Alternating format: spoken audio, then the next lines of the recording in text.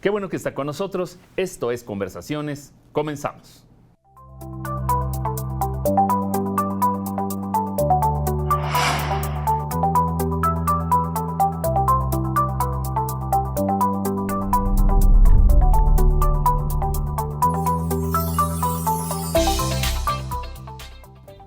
Nuevamente le doy la más cordial bienvenida a Conversaciones. Mi nombre es David Estrada y yo le invito a que se quede con nosotros la siguiente media hora porque vamos a tener un excelente programa de nostalgia.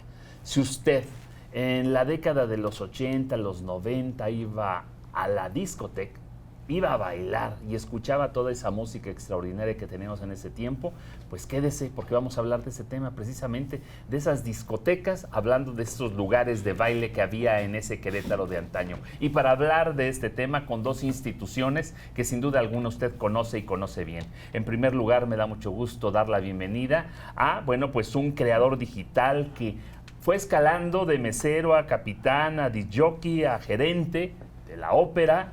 También es propietario de mantenimiento residencial y organizador de eventos retro de los 70, 80, 90, la mejor época. Me da muchísimo gusto dar la bienvenida a este hombre que dice que la música retro es la vitamina perfecta que alimenta el alma. Antonio de la Vega, el Charal, bienvenido. Gracias por estar aquí con nosotros en Conversaciones. David, gracias por la invitación. Pues aquí vamos a platicar un poquito de esa bella época. Para mí en lo personal, la mejor época. Así es. Efectivamente, y acompañándolo también está aquí con nosotros para hablar de todo esto. Bueno, pues también está un creador digital, director general de la productora DJ Time y disc jockey desde 1982 en lugares, pues tan emblemáticos de ese Querétaro como la Ópera, el JBJ, el Q, Van Gogh, entre muchísimos otros. También es propietario de equipo para eventos sociales. También me da mucho gusto dar la bienvenida a Conversaciones a Hugo Vázquez. Hugo, bienvenido a Conversaciones. David, qué gusto, hombre. La verdad, encantado y con el placer de saludar a ti, a tu amable auditorio. La verdad es que encantado y gracias por la invitación. Muchísimas gracias. Y bueno, dicen que uno se hace viejo cuando dice que el tiempo pasado, el nuestro, el que vivimos, es mejor que el actual. Pero qué época nos tocó vivir, ¿no? No. Sin palabras. No queda duda que fue un parteaguas para muchos de todos nosotros en cuanto a música, tecnología, el desarrollo de la vida misma, la creación del internet, el cambio dramático del vinil a disco digital, y de ahí pues todas las innovaciones que nos han tocado, afortunadamente nos han tocado, y yo creo que son cosas que tenemos que disfrutar todavía, ¿no? Así es, efectivamente. Sí, así es. Y bueno, pues para comenzar, vámonos a ir a esa época en la que se da la transición extraordinaria de los salones de baile para adultos con música pues ahí en vivo, ¿no? A las discotecas. Estamos hablando que en 1977 se estrena la película Fiebre de Sábado por la Noche y a partir de ahí las cosas ya no fueron igual para la noche en Querétaro, en México y en todo el mundo. Discotecas emblemáticas, recordemos como el Estudio 54, como el Cerebro, como el Baby O. Claro. ¿Cómo te involucras en este medio, querido Charal, porque también te dicen así, Antonio? Los amigos, ¿sí? A todo mundo, sí, hombre. ¿Cómo te involucras? Bueno, primeramente, es como que ya lo traes adentro, ¿no? Mi padre formó parte de la Banda del Estado.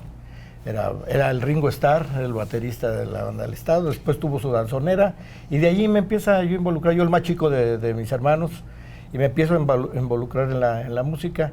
Y pues de hecho le robé las bocinas a mi papá, lo que él tenía sus monitoras para hacer mis fiestas, y allí es donde de jóvenes pues coincidimos en Valle Alameda, donde las fiestas eran pues en las casas, ¿no? Ahí empezamos en las casas, en los corredores de las casas. Eran completamente gratuitas, las hacían a raíz de cumpleaños o de santos o de algo, ¿no? O ganas de bailar. O ganas de bailar, ¿no? Hugo, ¿tú cómo te involucras con todo este medio nocturno del cual pues los dos siguen siendo parte? Fíjate nada más lo que son las cosas, David. El día de hoy, en casa de mi mamá, en paz descanse, se reunieron mis hermanos, que realmente ellos fueron los culpables de involucrarme en la situación musical.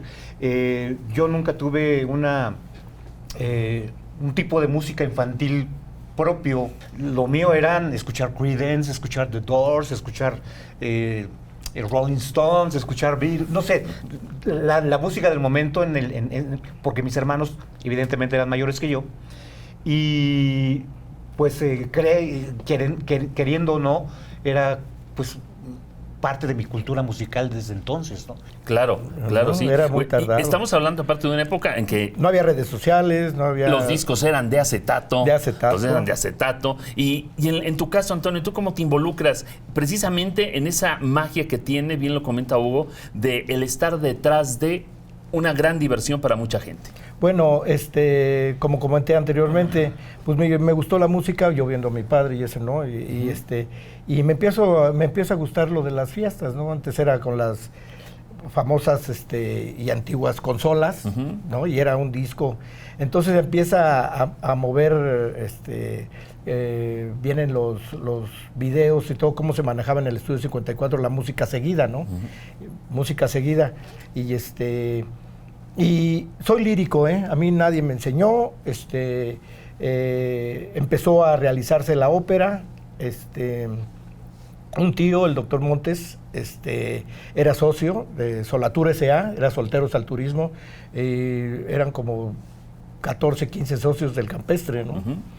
Y ellos formaron, los que hicieron la ópera fue el arquitecto Moreno y Alfonso Suárez, el arquitecto, hicieron la discoteca. Entonces yo me empiezo a involucrar, y en esto Guillermo Hidalgo, el famoso Acapulco, empieza a comentar que había llegado el gerente que iba a inaugurar la ópera, ¿no? Y pues nos ponemos en contacto con él. De hecho, la primera cita que se hizo en la discoteca Emilianos, una discoteca después de Gatos, ¿no? Así es, ajá. Del señor Jorge Mercado. Entonces, ahí fue la primera junta, y yo conocí al que iba a ser el primer gerente de la ópera. Entonces yo le dije que yo tenía las intenciones de manejar la cabina, ¿no?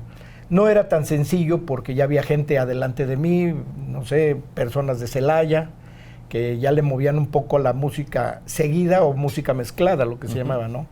Y en realidad vas aprendiendo con el tiempo, porque el puesto del DJ tiene varias responsabilidades, no nada más es de poner la música y ya, ¿no? Y que se pongan a bailar. Debe de llevar una secuencia, ¿no? Porque la cabina debe de estar volteando a la entrada y debe de estar volteando a la barra.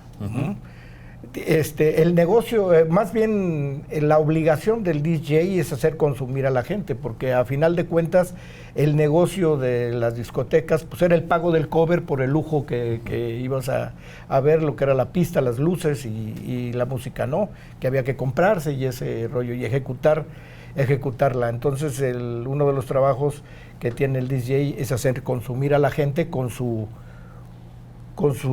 magia que tiene para poner la música. ¿Cómo se hace? ¿Cómo provocas el consumo a través de la música? Bueno, la gente también debe de estar involucrada en el conocimiento por las radiodifusoras, ¿no? En este caso, digo, la inolvidable Canal 98. Así es. Era el que ponía... Era el parteaguas. Era el parteaguas en Querétaro, ¿no? De allí, de hecho, allí nosotros nos conocimos muy jóvenes con el señor Joaquín San Román, ¿no? Qué buena historia. Gente, sí, la verdad sí. Y allí la gente empieza a ver el famoso ese Canal 98 por la noche y ese, ¿no?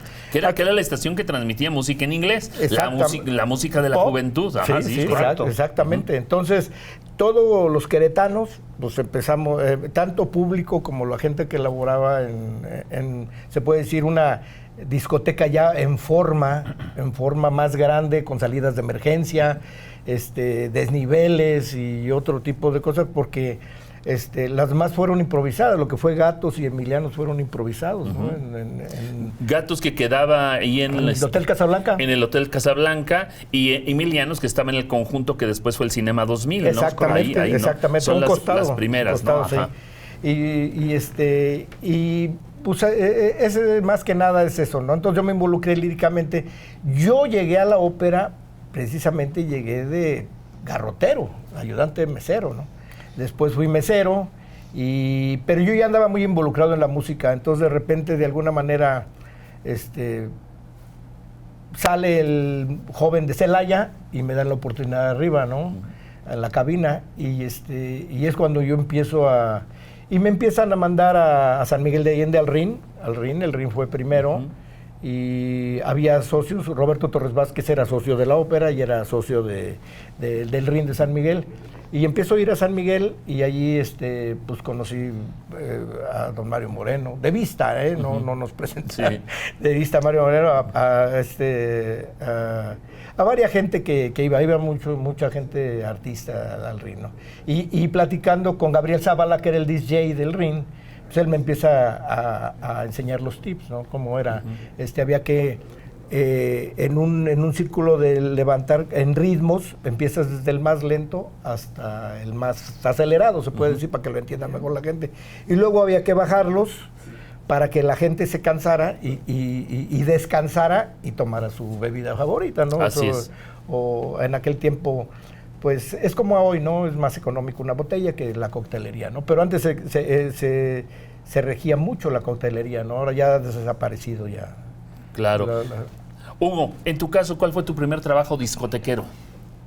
Fue muy casual porque igual, como dice Toño, bueno, lo nuestro era las fiestas, el sonido.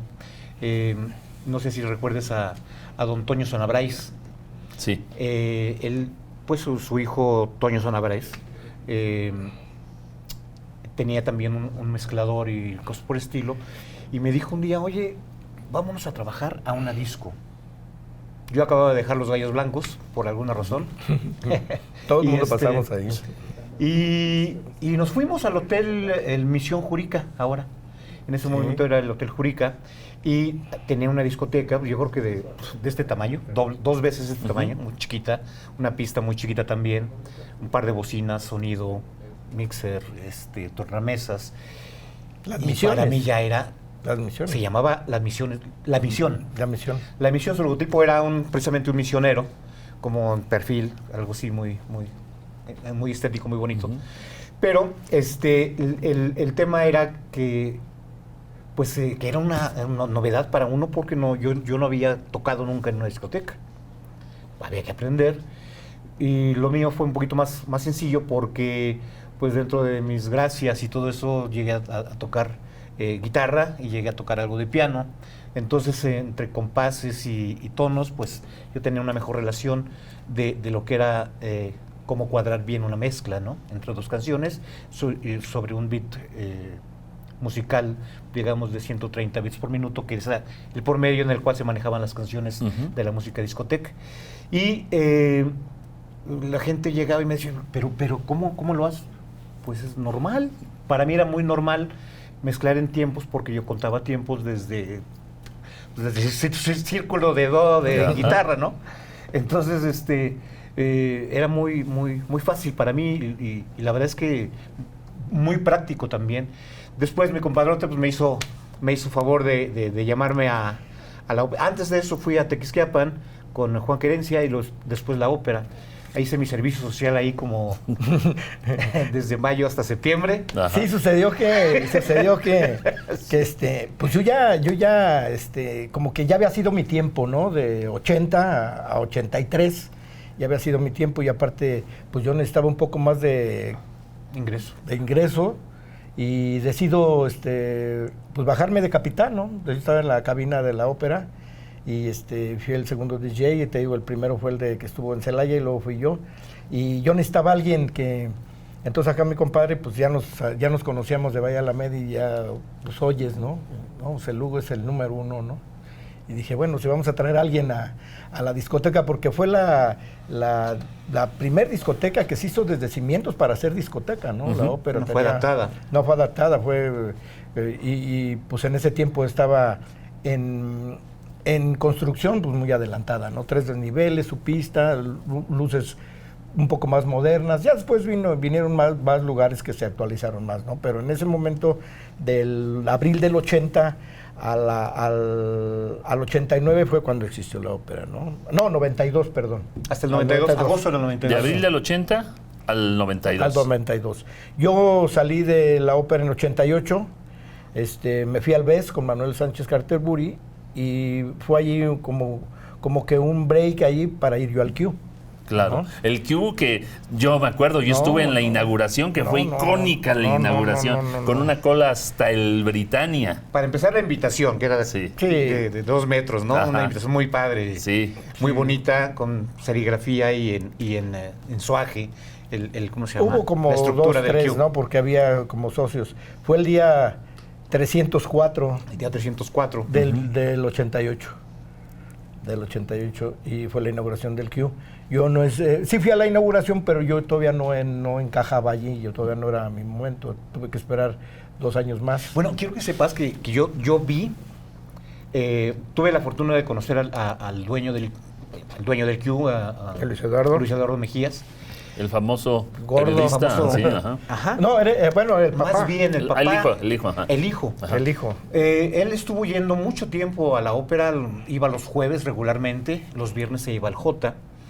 Y un día llegó y me dice, Hugo, necesito que vengas a ver esto. ¿Qué pasó?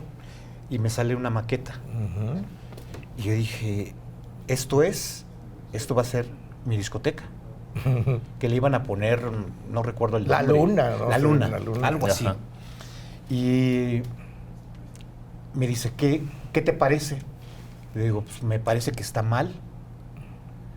Pero es que espérame, son 5 desniveles. Sí, le digo, pero es que las mesas principales que teníamos en la ópera eran los booths, Sí, claro. que era una U. Ajá. Una U Medias y lunas. en medio una mesa. Y pues evidentemente eso lo tenías enfrente a la pista. Era el lugar Y en VIP. era el lugar VIP. Pero en el Q querían hacer todos los lugares VIP, que fuera completamente aspiracional. Ujú. En ese momento me dice Luis Eduardo, pero ¿por qué si son los... Es que los bus los estás poniendo al revés, y en lugar de yo ver la pista, estoy viéndole la espalda al de allá atrás y estoy viendo tu pared. Yo lo que quiero es ver la gente que está bailando y el espectáculo de luces que tienes preparado allá abajo para mí. Entonces nos sirve, pues a mí me gusta mucho tu distribución y tus desniveles, pero esto que estás copiando de la ópera, porque era una copia, Sí. Ajá. Y del ring también. y del ring, los boots tienen que ir hacia el frente a la pista. Efectivamente, bueno, el arquitecto Vázquez, el que hizo el Estadio Corregidora, Sí. fue quien se encargó de la construcción del Q en ese momento. Y fíjate que bueno, pues hicieron la modificación, platicaron, hablaron, y ya los boots ya no fueron cortitos, ya fueron muy largos, Ujú. para tratar de no de seccionar, sino de que la misma gente se involucraran, Claro. e interactuaran un poquito más entre mesa y mesa, ¿no? Que lejos de muchas veces pues pasaban ahí algunos roces que no, digo, forzosamente pasan en Claro, cualquier la situación, ¿no? es entendible. de discoteca. Yo imagino que anécdotas muchísimas. Claro. El tiempo se nos está acabando, lamentablemente, pero yo quisiera que me contaran cada uno alguna anécdota que atesoren, que recuerden de, no sé, de algún evento, de algún hecho, de algún personaje que conocieron. Comienza tú, Antonio. Pues fue al principio, ¿no? Yo tenía escasos 18 años, ¿no? 19 años. Y es cuando voy al ring de San Miguel de Allende. Me manda Roberto Torres Vázquez, me manda para que pues me asesore el DJ, ¿no? Y sí, de hecho le aprendí mucho a Gabriel Zavala. Y pero allí el primer día que llego, pues realmente me costó mucho que entrar, porque el señor Cuesta yo lo conocí en Guadalajara. Me dio una tarjeta y se estilaba mucho las tarjetas de presentación. Pues, para llegar al ring, pues das tu tarjeta, me la reciben y todo. Y para entrar, pues tardé como unas 2 horas, yo creo, para entrar al ring. Ya estando adentro del ring, me dicen, espérate aquí, ahorita le comunicamos al señor Cuesta que llegaste aquí. ¿Qué es lo que necesito? No, pues me mandaron de Querétaro para ver este asunto, ¿no? Ah, sí, ok, ahorita te atiende el capitán, Alejandro Malagón, se llamaba el capitán. Pero yo observando, pues veo a Mario Moreno Cantinflas, así. No se estilaba ni guaruras, pero él traía sus guardaespaldas, y Pedro Vargas a un lado, ¿no? sombrero, lente, el señor Mario Moreno, lo veo, y pues para mí fue una impresión, ¿no? Digo, aunque yo estaba del otro lado de la pista, pero veo a Mario Moreno puro, porque él se permitía fumar, sí es cierto, se permitía fumar en las discotecas, y él con puro lente negro y sombrero, Mario Moreno, ¿no? Con no recuerdo qué personas, y a un lado estaba Pedro Vargas también con sus amistades y eso, y a mí se me quedó muy marcado eso, yo creo que fue lo más impresionante que me pasó, yo creo, en toda la historia, ¿no? Dos instituciones, ¿cómo no? Sí, ¿y Hugo, tú? No, hay muchas, yo creo que yo creo que increíble por la facilidad que tuvimos. Ahora han comentado mucho que viene Rod Stewart. Sí. Regresa Rod Stewart a Querétaro, ¿no? En aquel momento, creo que también fue abril o algo así. ¿Abril? 11 de abril, algo así. Domingo 11 de abril. Un día anterior estábamos trabajando en Q. Fue el día una locura, caótico, muchísima gente. Yo creo que si al Q le cabrían unas 1,400 personas, estando muy lleno. Yo creo que en ese momento habría un sobrecupo y no creo dejar nota, a lo mejor 3,000 personas. De tal manera que las botellas las traían en los brazos o en las escaleritas o en el piso, pero había muchísima gente. ¿Por qué? Porque venía Rod Stewart. Y todo este asunto fue pues, muy llamativo, ¿no? Y fuimos a comer al día siguiente, Luis Eduardo Mejías, Toño el Gulí, Toño Ortiz, y un servidor. Fuimos a aquel negocio que estaba ahí por el J, ¿te acuerdas? No me acuerdo cómo es el restaurante. Llegamos y dice Luis Eduardo Mejías que en ese momento no traía escoltas. Él usaba mucho sus escoltas. Tenía cuando menos 2 escoltas. Y ese día no sé por qué no traía escoltas. Y dice, hoy es el día de Rod Stewart. Sí, vamos. Dijo Toño Ortiz, no, ¿cómo crees, Luis Eduardo? No, estás loco. No, vamos. Y me cierra el ojo y yo veía ahí la responsabilidad de un personaje así, era pues, importante, ¿no? ¿Sabes qué? Llegamos al estadio, fue cuando dieron el portazo, entramos caminando. Sí. Lejos de conocer alguna personalidad o a lo mejor que haya estado ahí frente a mí, Rod Stewart, yo creo que no, más bien fue la facilidad de llegar, estacionarnos, entrar caminando, mientras todos los demás corrían. ¿Qué hacemos aquí? Vámonos. No, sí, nos salimos. Sí. No disfrutamos el show. Claro, ya estando adentro. Claro. Ya para terminar, Antonio, ¿qué extrañas de esas noches?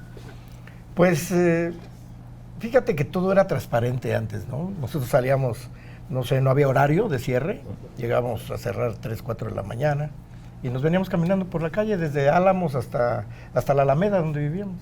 Sin ningún problema de nada. Ningún riesgo. Había más seguridad, ¿verdad? Era otro Querétaro, era otro México. Pero ¿no? Seguridad de la gente que respetaba, no había pandillas, nadie nos asaltó. Sí. La policía nunca nos molestó, creo que había 3 patrullas en aquel tiempo, y, no pasó nada. Así es, efectivamente. No pasaba nada. ¿Qué extrañas de esas noches, Hugo?